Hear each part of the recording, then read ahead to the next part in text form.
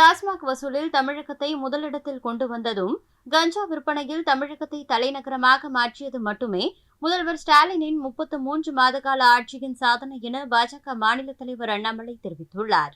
நீங்கள் செய்வீர்கள் என்கின்ற முழு நம்பிக்கை இருக்கு. இன்னைக்கு நம்முடைய முதலமைச்சர் ஸ்டாலின் அவர்கள் எல்லா இடத்திலையும் ஒரே பேச்சு தான் பேசுறார். என்ன பேச்சுனாங்க? 33 மாதமாக அவருடைய சாதனையை எங்கேயும் பேசல. எப்படிங்க பேசுவார் அவர் சாதனைய?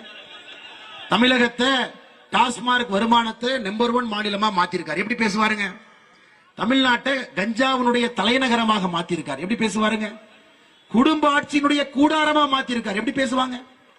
ஒரு அமைச்சர் அல்ல, 35 அமைச்சர்கள் எல்லோரும் போட்டி போட்டுக் கொண்டு லஞ்சம் வாங்கின்றார்கள். எப்படி பேசுவாங்க? 11 அமைச்சர்கள் மீது ஊழல் வழக்கு நீதிமன்றத்தில் நடந்து கொண்டிருக்கிறது. எப்படி பேசுவாங்க?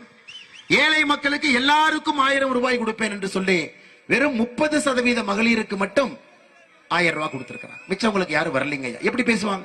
பெட்ரோல் டீசல் விலையை 5 ரூபாய் 4 ரூபாய் குறைப்பேன் என்று சொல்லி 33 மாத காலமாச்சு குறைக்கல. எப்படி பேசுவாங்க ஐயா? பெண்களுக்கு சிலிண்டர் மானியம் 100 ரூபாய் கொடுப்பேன். எப்படி பேசுவாங்க ஐயா? 100 நாள் வேலை வாய்ப்பு திட்டத்தை 150 நாட்களாக உயர்த்தி அந்த 50 நாளுக்கு நான் பணம் கொடுப்பேன். இன்னைக்கு சகோதரிகள் புரிந்து கொள்ள வேண்டும். திமுகவுடைய தேர்தல் பிரச்சாரத்தை நான் பார்த்தேன். டிடிவி தினகரனை ஜெயிச்சு தேசிய ஜனநாயக கூட்டணியில் எம்பி ஆனா 100 நாள் வேலை வாய்ப்பு திட்டத்தை நிறுத்திடுவார். செய்திகளை உள்ளது உள்ளபடி தெரிந்து கொள்ள ரெஃப்ளெக்ட் நியூஸை சப்ஸ்கிரைப் பண்ணுங்க.